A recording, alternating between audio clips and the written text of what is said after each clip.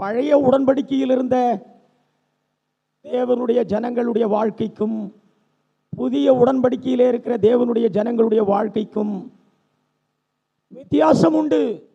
பழைய உடன்படிக்கையிலே ஒருவர் கூட இயேசுவை போல ஒரு பூரணமான வாழ்க்கை வாழ்ந்திட முடியாதிருந்தது. பரிசுத்த ஆவியானவர் அருளப்படவில்லை.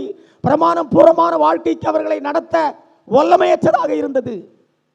ஆனால் புது உடன்படிக்கையிலே தேவன் நமக்கு பரிசுத்த ஆவியானவரை தந்துருளி இருப்பதின் நிமித்தமாக கிறிஸ்துவின் ஜீவனை நாம் பெற்றுக்கொண்டவர்களாக கிறிஸ்துவை போல வாழ்கிற வாழ்க்கையில் அனுதினமும் நாம் வளர்கிறவர்களாக இருக்கும்படியான ஒரு அற்புதத்தை தேவன் செய்திருக்கிறார்.